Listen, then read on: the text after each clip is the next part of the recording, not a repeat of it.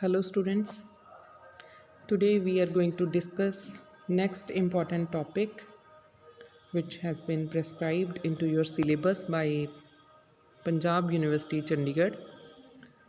The topic which we are going to discuss is barriers of communication. So let's begin with our today's topic, barriers to communication.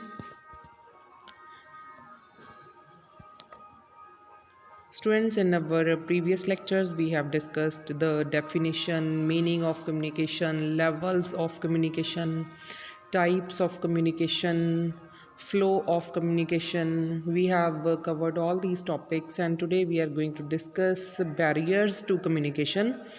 The barriers to communication can be distinguished in four major ways. I repeat the sentence. The barriers to communication can be distinguished in four major ways. They are as follows. The very first, this is the diagram representing the barriers to communication. The very first barrier is sender oriented barriers. These are barriers that come up primarily due to the sender's approach to sending a particular message. So, sender oriented barriers, these are barriers which come up primarily due to the sender's approach to send a particular message. Some of these barriers are difficult to avoid but can be avoided with some practice. The sender may also be finding it difficult to communicate appropriately. There are also other issues such as attitude, language, frame of reference, distractions, mental blocks, selective perception, and relationships. So, all these issues cause barrier in the sender or in the which are called the sender oriented barriers. Interpersonal behavior can also act as a barrier to communication. If you are not an approachable person, there are chances that your messages are not well accepted.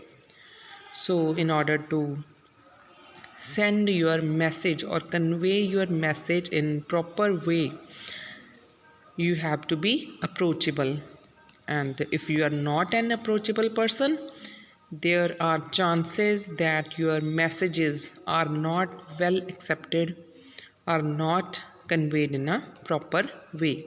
So the very first barrier is sender oriented barriers. Next type is verbal and non-verbal barriers. Some of the verbal barriers to communication are caused by the way we interpret things and the differences in language. So some of the verbal barriers to communication, they are caused by the way we interpret things. Interpret means we explain, we give the meanings to the things and the differences in language. Verbal barriers are because of the use of language, different use of the different languages. Language is our biggest barrier and influences the way we interpret meanings and address people. So, as we interpret meaning or address to the people, so our language becomes biggest barrier in conveying our message to the other person. For example, suppose you are a domicile of West Bengal and after your masters in business administration, the first job that you secure is in Chennai, and it involves speaking with a lot of retail shops. The biggest barrier you would face is a verbal barrier. So this is very fine example to make make it easy uh, for you to understand that suppose you are a resident. Domicile means that you are a resident of West Bengal, and after completing your masters in business administration you got your first job in Chennai. And when you have to talk in so many retail shops, you have to use you will use your own language, but you are appointed for a job in Chennai. So your language is the biggest barrier there for you. The non-verbal barriers would be emotions and signs and body language. So all these are non-verbal barriers: emotions, signs, or body language. Next is cross cultural barriers. Understanding a culture the right way is often difficult, and this may be one of the barriers that one might encounter. Different nationalities have different ways of conveying a message, and therefore, these varying styles of communication act as a barrier. So, to understand a culture in the right way is always difficult, and it sometimes act as a barrier. Different nationalities have different ways of conveying a message. Nationalities means the people who belong to different nations or different countries. They convey their messages in different ways. So these varying styles of communication act as a barrier. So the way by which they convey their messages act as a communication barrier. A German would expect a prompt reply to a message, whereas an Indian would be casual in his approach. A Frenchman would probably be very detailed in what he writes to an American, who would be who would also be more precise in his expressions. So the people who belong to different countries, they convey their message in a different way. So this is called the cross cultural barriers. The last barrier to communication is physical and other barriers. Three major physical barriers are noise, filters, and failure of communication channels. There could be plenty of noises caused by, for example, poor acoustics. Acoustics means sense of hearing, colleagues chatting with one another, etc. So, in physical barrier, the first one is noise, and there could be plenty of noises caused by, for example, poor acoustics means poor sense of hearing, or the colleagues chatting with one another, etc. Then there is another barrier that is called filters. Filters are blockages that prevent the message from being received by the audience. So filter means blockages that prevent the message from being received by the audience. Often people put junk filters in their inbox so that they do not need to read some messages.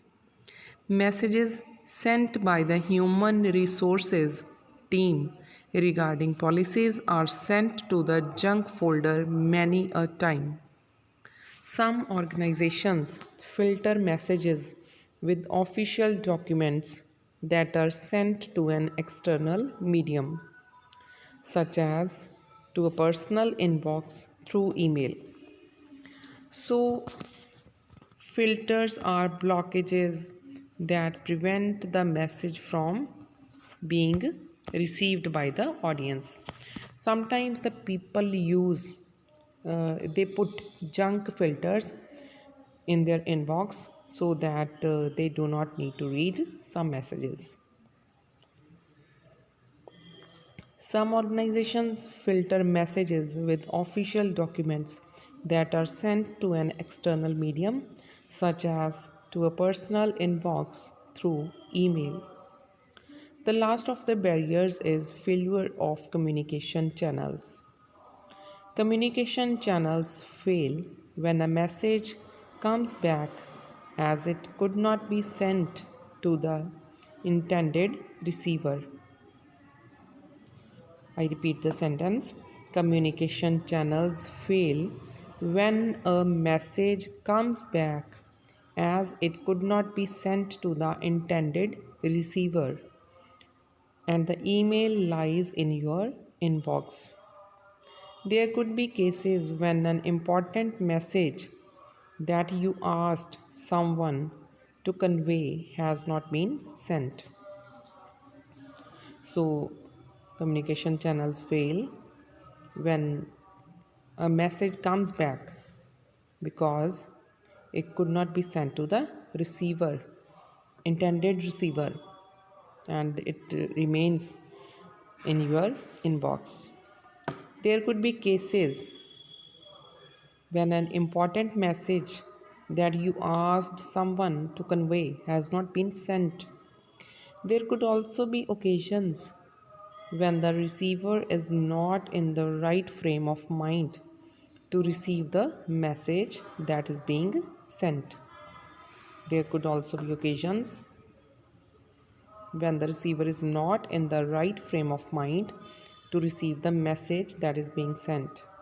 This barrier is called receiver's barrier because he is not ready or prepared to receive that message which is being sent to him. So, this type of barrier is called receiver's barrier. This could be because of misunderstanding, lack of interest in the speaker, mental and physical disturbance, listener bias, and the inability to comprehend appropriately. So, this could be because of misunderstanding, lack of interest in the speaker, mental and physical disturbance, listener bias, and the inability to comprehend appropriately. All these are the barriers to communication. So, we should be aware of the communication barriers and see to it that they do not block the process of communication. So, we should be aware of all these barriers while conveying our message so that they do not block the process of communication. So, students, today we have covered next topic, barriers to communication. Tomorrow we will continue with our next lecture. Thank you. Thank you very much.